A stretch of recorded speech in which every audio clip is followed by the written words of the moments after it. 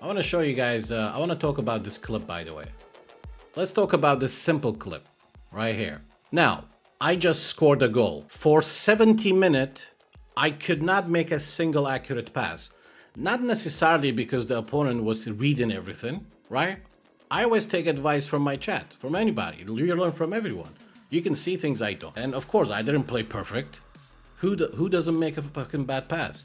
Most of the time I see two top 10 playing, they do about 10 rushed forced pass until they get one in, if you catch my drift. So up until minute 70, I couldn't even combine a single accurate pass with the same players, including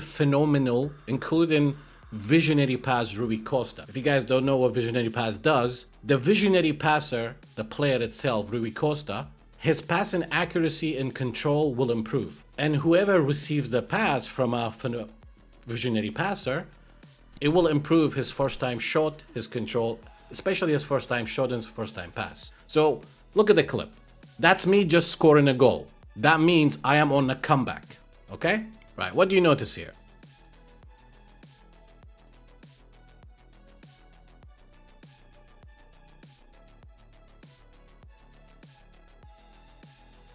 Look at that pass from Haaland. Look at that pass from Haaland. This is Cannavaro, and Cannavaro's really fast. Look how much distance are between them. Usually, this player will never be able to run behind. Will never be able to run behind. Even Van Dijk or Friede Ligt will catch it, right? So, I made a tweet saying, comeback pass is greater than phenomenal pass, visionary pass, through pass, game-changing pass. It's greater, and I stand by that. Now, Haaland has 64 passing. He doesn't have through passing, he has no passing skill. So when I posted that clip, many people instantly rushed into saying, hey Sepp, that's because Rui Costa has visionary pass. Now they're right about that. I knew they will point that out. I knew that. See that pass right here? Right. That pass right there. Rui Costa is a visionary passer. Right? That's Rui Costa, visionary passer. And that's Haaland, a receiver for a visionary pass. So Rui Costa's passing will be more accurate. And Haaland is a receiver from a visionary passer. His first time pass and finishing will improve too. That makes total sense. But what about the entire 70 minutes before I scored the goal? Like, you guys understand what I'm saying? You guys remember that match? That was my promotion match. I had to get a goal, like I was losing 1-0. As soon as I got one goal, that's it. Like, I always say, man, the best boost in this game, just getting that comeback goal. Your defense will be more organized. Your strikers will be more elusive, ready to counter press. Positioning will improve. Even your tired players without fighting spirit gets back up quicker. Everything works out better, but you still have to play very good to be able to take that to your advantage in a way. So it's accurate, somebody pointing out saying, hey Sepp, yeah sure, Haaland has 64 passing, no through passing. He shouldn't make a pass like this to Leao. Look at that pass. Beautiful. Because Rico's the visionary passer. But why couldn't I make a pass like this up until minute 70 against a guy who really wasn't a challenge? Also, what about this? That's me just scored the goal. Hence I say, the comeback pass is greater than any other fucking Showtime fraud pass. Now, of course, when I'm on a comeback, visionary pass will stand out more. It will help more. But I shouldn't need a visionary pass to make a simple pass in a way. Now, if that pass with Haaland went wrong, I wouldn't complain. I would say, hey, it's just Haaland. So I knew this was like, that's why I made that pass. Like, think about it. It's last minute. It's my promotion match. It's last minute and it's my promotion match. Do you think I would risk such a pass like this? Right? I wouldn't risk such a pass like this. Number one, it's on Haaland's strong feet. Well, actually, not strong feet. It's his right foot. But Rui Costa made that pass. So how often do you see me making a pass like that with Haaland? So I knew the visionary passer. But people rush so quick to just try to correct you, but always ignore certain factors that contradicts what they're trying to correct you with.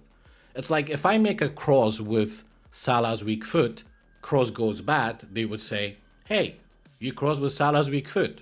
That's bad play. But if I scored from a cross with Salah's weak foot, they wouldn't say anything. So, and let me point out right here.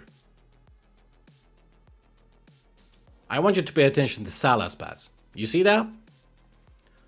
This is tired Salah with the outside curler. Visionary passer is not involved here. Okay? Visionary passer has no impact. This is my visionary passer.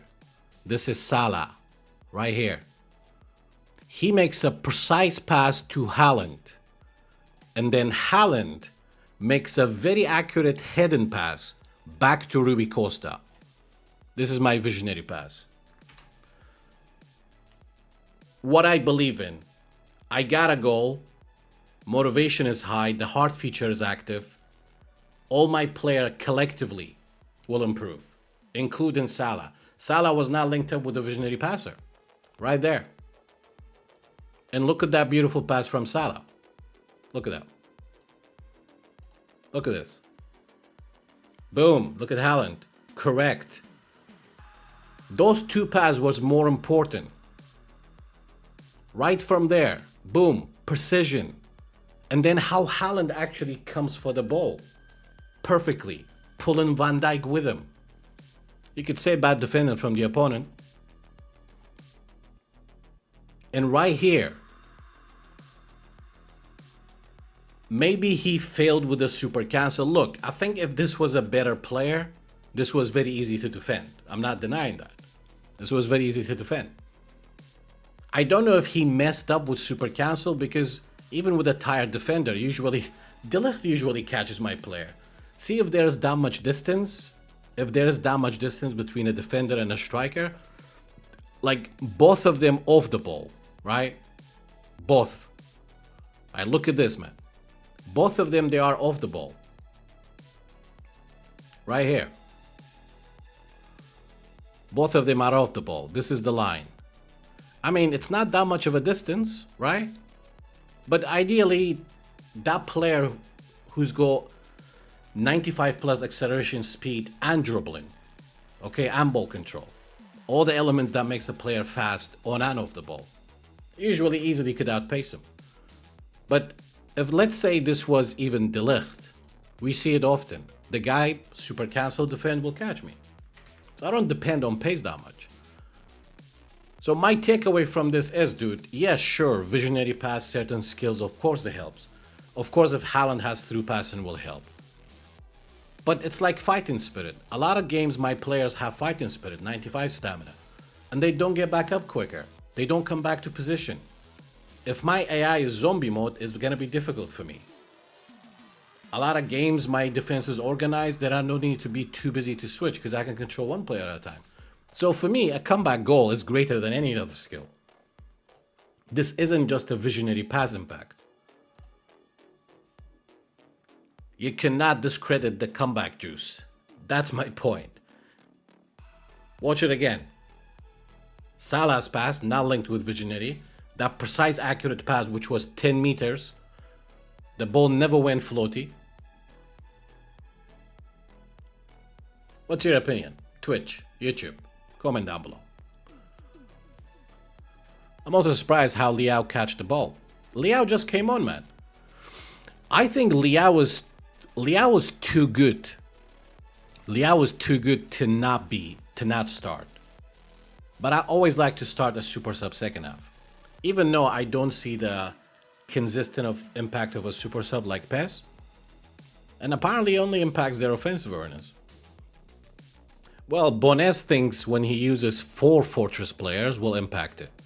But every time Bones shows me clips of the effect of Fortress Romeo, he's always on lead. Like, I want to see the effect of Fortress, when you just conceded a goal.